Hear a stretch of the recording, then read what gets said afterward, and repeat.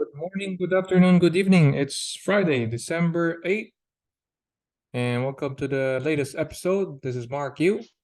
And this is Wawi Santos. Hello, everyone. Hi, everyone. I hope everybody had a good week, and welcome to the latest episode 91 Upside Momentum. So we'll find out. Just a disclosure, we are not registered financial advisors, but we are passionate investors in the stock market and other markets that are available to retail investors. Me and Wawi are both healthcare practitioners here in the US. So a weekly basis, we try to record and look at the sentiments and where the funds or where is the money going into.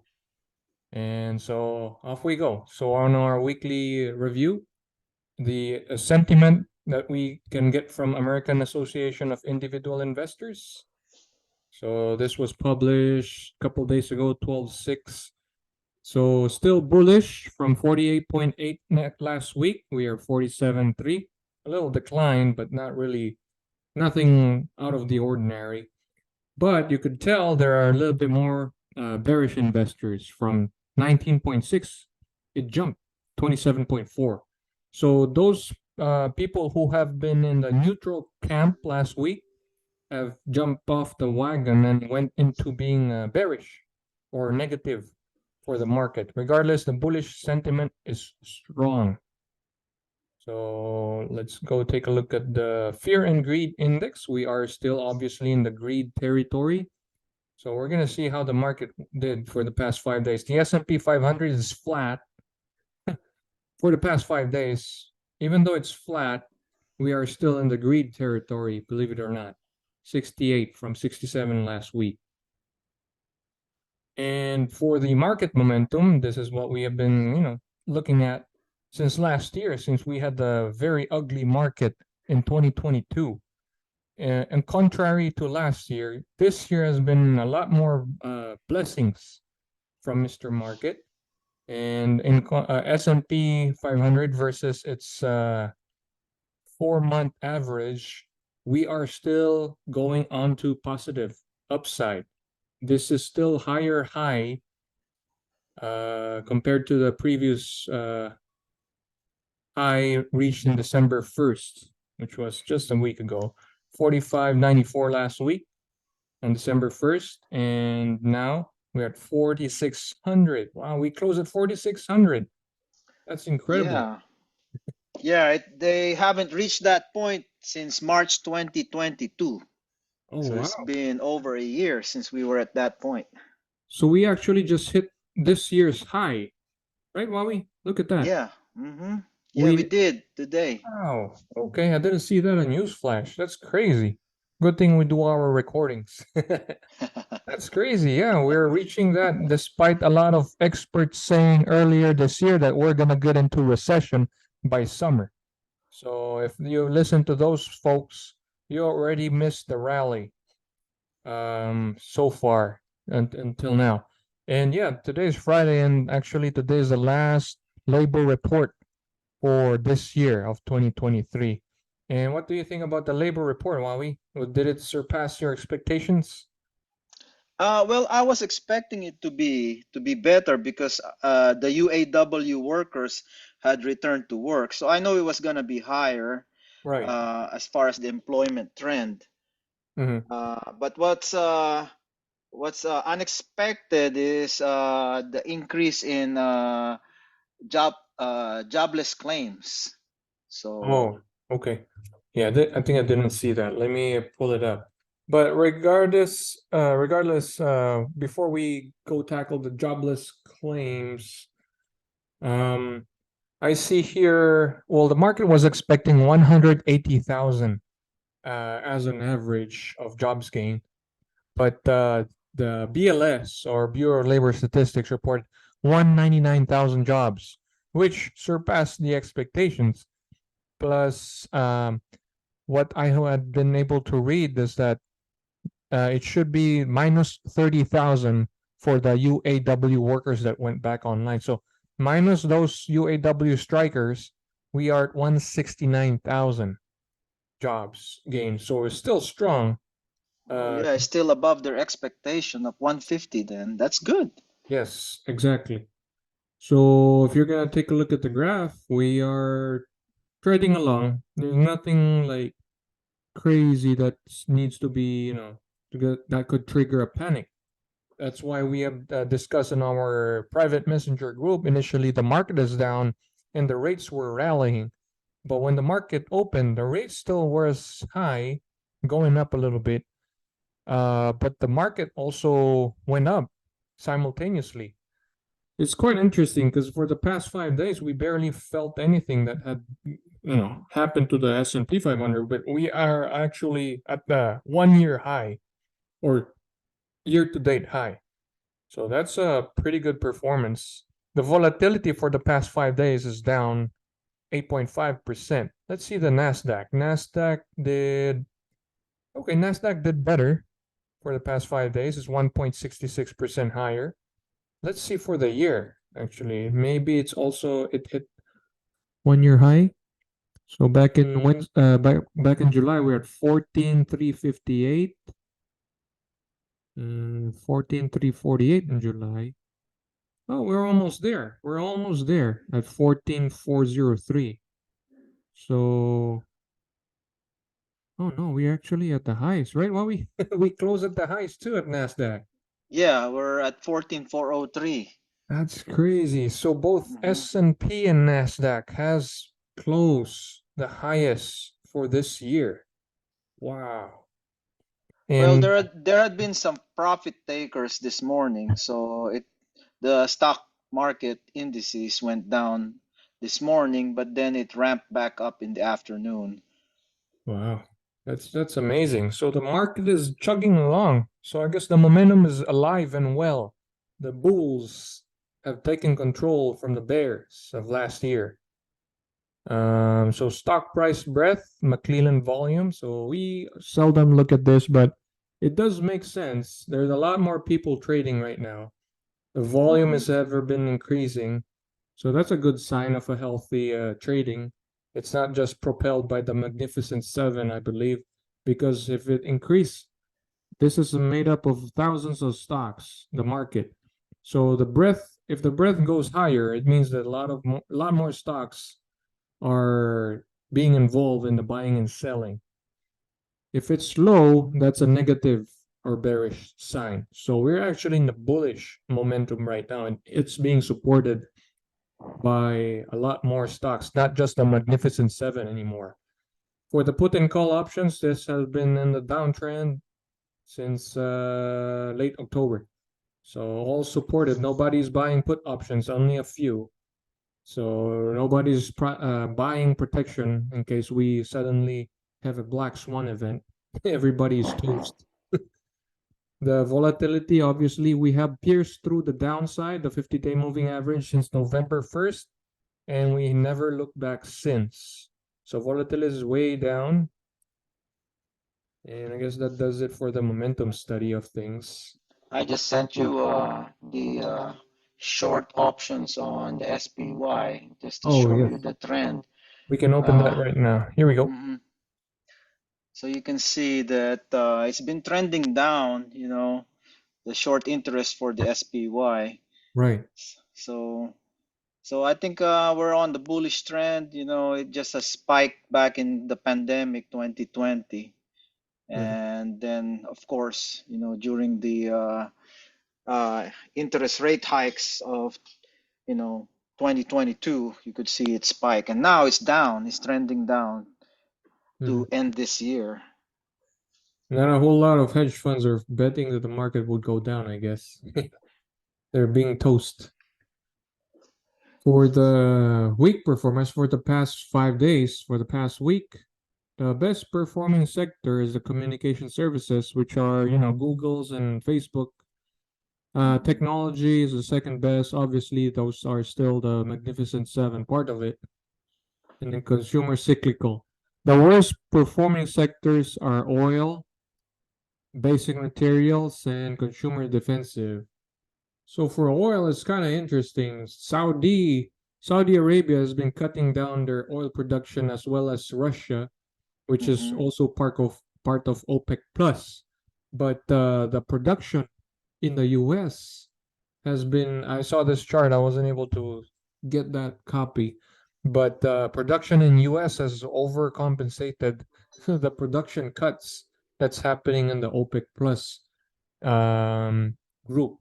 So regardless, the expected slowdown and overproduction of oil leads to a lot less demand for consumption for oil, or there's Mm-hmm. more supply than demand. So that's why energy is down. I think Exxon actually pierced through $100 a share last week, but let's see where's Exxon is $99.55 a share.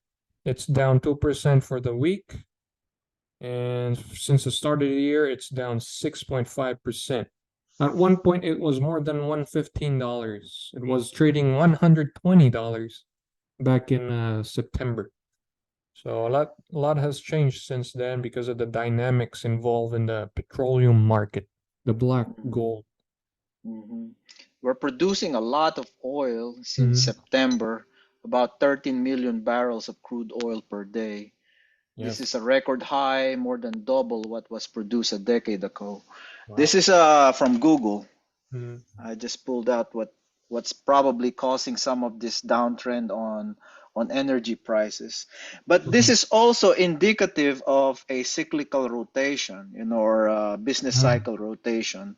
Yes. Since the defensive sectors, including energy, is going down. But once industry starts ramping back up, you should see energy start picking back up, No, because probably along with utilities. yes, because everybody needs energy to expand. That's right. Really good point, Wawi. Regarding Google, actually, Google, we shared in the group about them releasing their own AI, their own version, which is pretty cool. Bard. Actually, I asked Bard this morning. We can actually go online right now, as because it calculates pretty fast. I'm so impressed. You don't consider you don't consider Bart as an investment expert, but let's see. Live right now, we're gonna ask Bart, what industry or sector will outperform next year in the year 2024? And usually it'll take it a few seconds and it'll give you a quick summary. So predicting which industry will outperform next year is challenging due to the complex, ever-changing economic landscape. However, current trends and expert forecasts, here are several sectors with potential. So one is healthcare, number two, still technology, three, consumer staples, clean energy. Interestingly, ESG has suffered a lot of what do you call that? A lot of downturn recently because of higher interest rates, a lot less money flowing to clean energy to support the windmills and solar. Industrials, and let's see where they're it's also recommending additional resources. 2024 by Morgan Stanley. These are prominent, sources. Promising growth by Nasdaq, growth stocks by Motley Fool. So even behind the paywall, it can actually try to Mhm. recommend those stuff.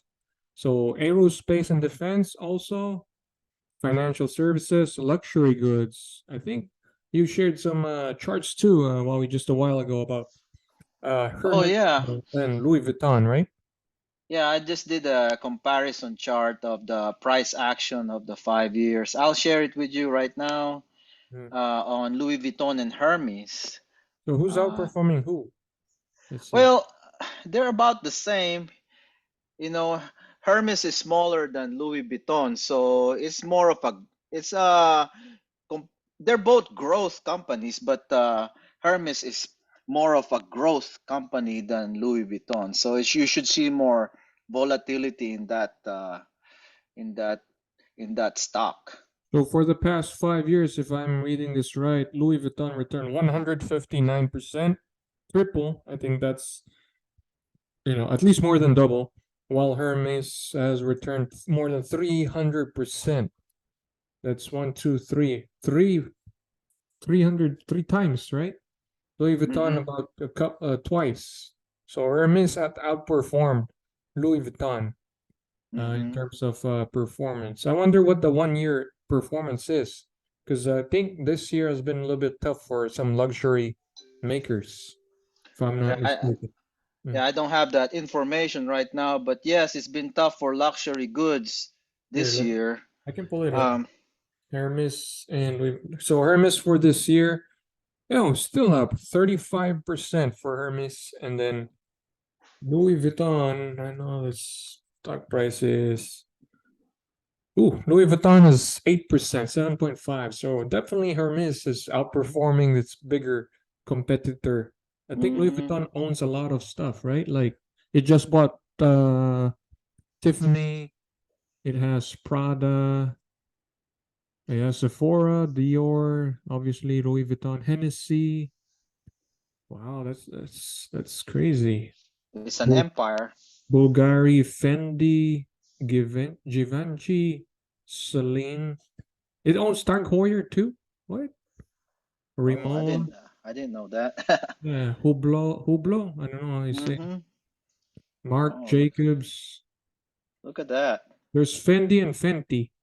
You know, Fenty, DKNY. Look at all this. It's an empire. it's an empire, yeah. And Hermes is Three, like what? Just Hermes?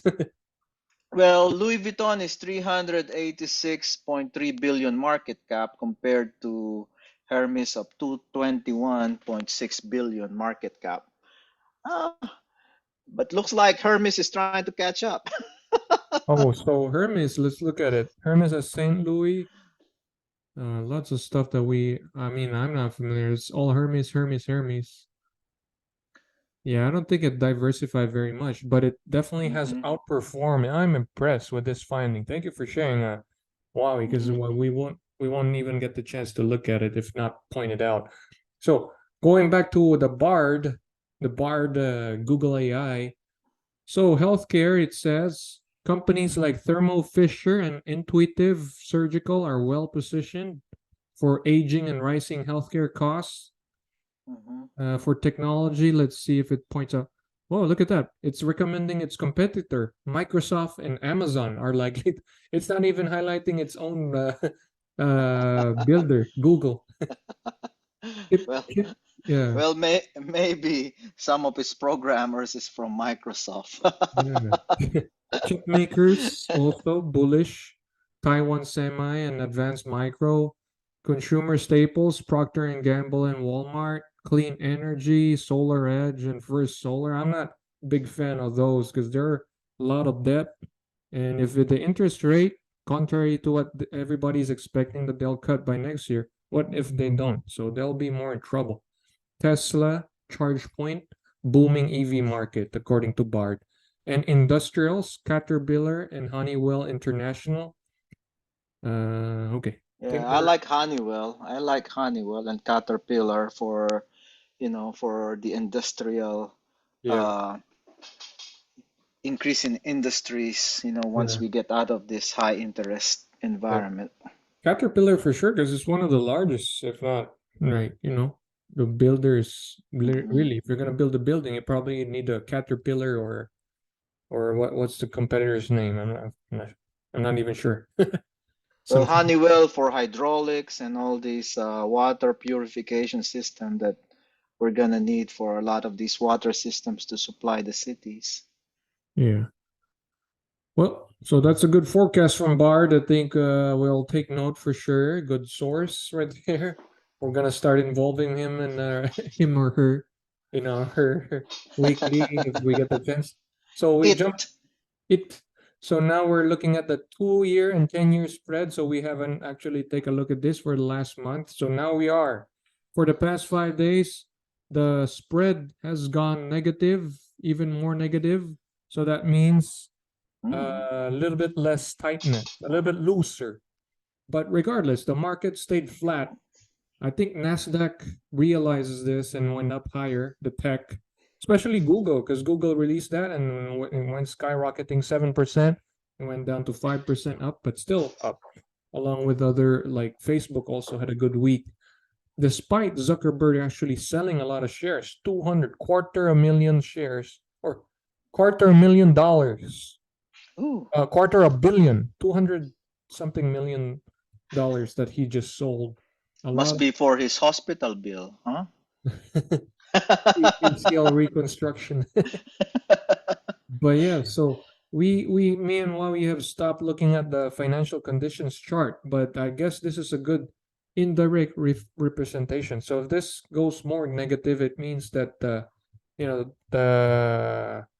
2 year is more negative than the longer term. It just means it's in more inversion. What we have noticed in our podcast is if it goes more positive towards zero, the market reacts negatively.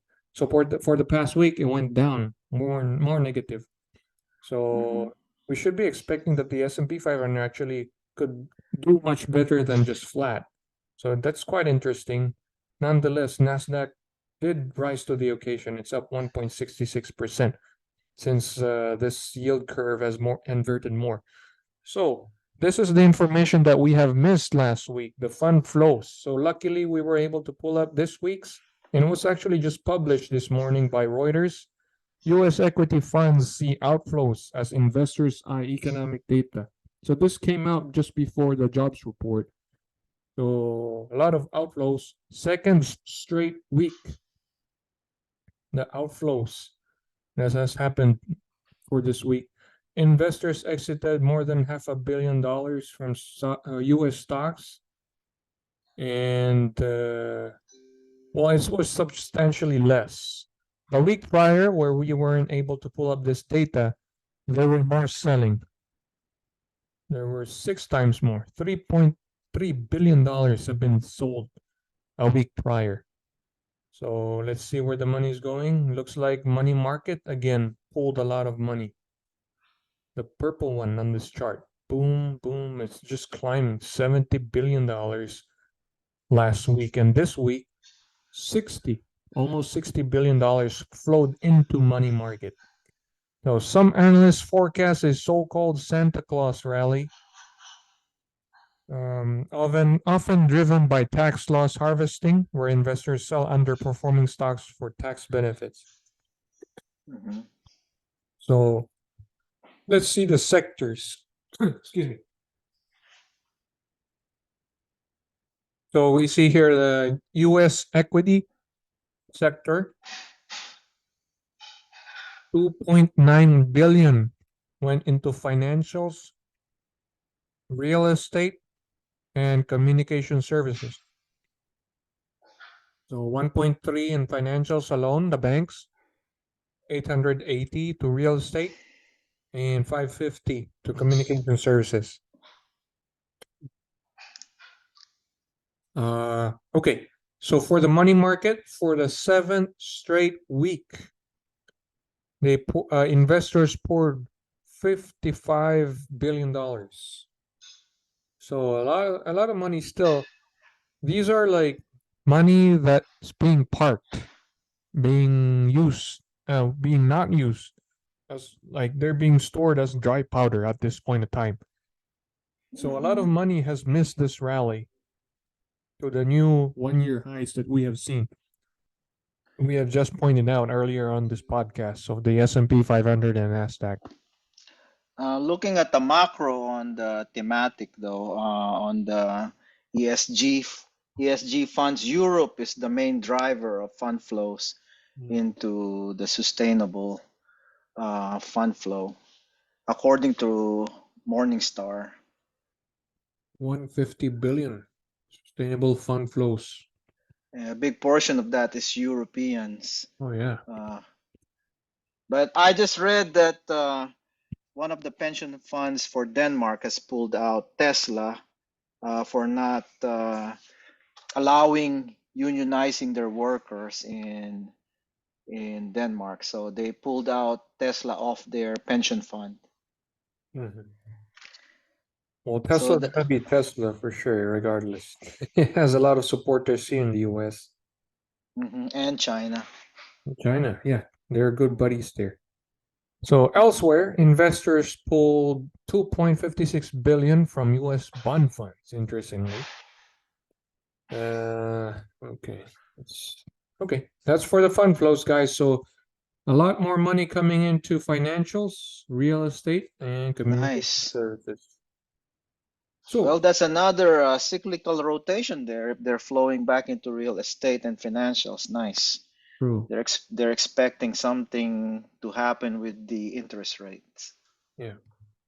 So now we're taking a look at the rates. Now that we're talking about falling rates by early next year. 30-year fixed mortgage rates back in October, which is just a couple of months ago, not even a couple of months ago. October 19 was its peak, 8.03% for 30 years. Right now, we are at 7.05, 7.09, which is more than close to 1 percentage points drop, or in financial terms, 100 basis points drop. So those people who can qualify for a mortgage back in 8% definitely could qualify and get better rates at this point. 7%. We haven't seen this rate since back in August, late August. So I'm not sure if anybody's buying during winter, but it's good to know. I was trying to pull up the University of Michigan Consumer Sentiment. I heard some good news from them, but it looks like their site is down. Oh, Let's see. Reports. hey, There we go. Maybe Market Watch could provide a better information. there So you go. consumer sentiment jumps in December for the first increase in 5 months. So where's the recession? I don't see it. 69.4, erasing declines of the past 4 months. I think this has something to do with the Black Friday and Hmm. Cyber Monday. Everybody wants to buy and whatever. So it could be a blip, though. That's what I think about it. What do you think? Do you think this would sustain itself on a month to month basis, Wawi? Oh, well, we're still in the holiday buying season, so Right. it could just be, like you said, a blip in the chart. I don't know, Mark. I know the increasing default on credit card debts are also increasing. Debt are increasing, so Yeah. and True. they're defaulting on their debts, so Right. they're kind of stretched out right now. Increase in default credit card delinquency has been definitely pointed out. I think we have highlighted that in our two podcasts ago, 2 Fridays ago. Hmm. But so on the credit change, which was just published recently for as of December 7th, what was yesterday? Consumer credit actually increased by $5 billion in October from 9 billion in September, missing market estimates of a 9 billion growth. So we're down 4 billion in terms of expectations, but it's still registered growth from last year. So I think it's still okay, but I don't know Kind where of we are. stretched out, I think. Yeah, from 32 billion. I'm not sure if this is 1 year ago. Let's see, 1 year ago. Yeah, 19 billion back in December. I'm not sure what the October is. Hope we get the. Yeah, that's December 2020. Let's try October. Oh yeah, 35 billion. Humongous jump back in last year, October. Now it's down to 5 billion. So we dropped by $30 billion Woo. in consumer credit debt, which is, a little bit, I don't know, maybe it's still positive, but look at that. Back in August, we actually dropped by negative $16 billion. So not a troubling sign, I believe, but you can definitely tell from May we have slowly gone down. So we'll take a look because U.S. economy, 75% of that is consumer, powered by consumers. So if that slows down, the economy would definitely slow down. So this is a jobs report. We already discussed that earlier. Employment rate, as while we have pointed out, it fell to 3.7% last month. So which is a good sign. More people are still employed. I think healthcare industry is the number one industry that's keep on hiring. So this is a insider report provided by Bar Charts, which is very reliable. They have very informative snippets too. So Zuckerberg sold 228.6 million worth of shares since the beginning of November. So that's a lot of selling. I don't know if he's trying to time the market, but regardless, Facebook has actually more than doubled this year, which is good. Let's see. Facebook since the start of the year, it was as low as $124 a share. Right now it's 332, 166% up. So if you have put $10,000 there, it's now close to $25,000 if you're a big better of in Facebook. This is another chart from bar charts, like what we have pointed out, the weakness in some of the businesses and consumers as well. So, but this is, I think, refers to the businesses. Chapter 11 bankruptcy has been slowly climbing up. Right now, we are at the highest level in the past 13 years. So that's a little bit troublesome right there if you're looking at some warning signs. Meanwhile, this is an interesting finding that I think is worth it to share. Central banks are actually buying a lot of gold this year. 1,000 tons of gold for second straight year. Highest level purchase since 2010. So I guess central banks are not allowed to buy Bitcoin for for a hedge, but they're Except for El Salvador. yes, and except for that country, but looks like central banks are trying to hedge for something that might be happening just around the corner if they're actually following the gameplay or the estimates by financial experts of a possible recession pretty soon. Asset managers, hedge funds, so continue to short treasuries at historical extremes Ooh, while asset managers are near all-time high long position. So they're right up against each other perfectly. golly, They're up against each golly. other. Yeah. Like 50-50. They're one on one hedge funds versus asset managers. So who's going to be right? I don't know. That's $1 billion hanging on onto their bets. Hmm. So this is another article shared 3 days ago. Might Company. might be good to check out Bill Ackman's position. Oh He's yeah, always right. I think he went long treasuries now.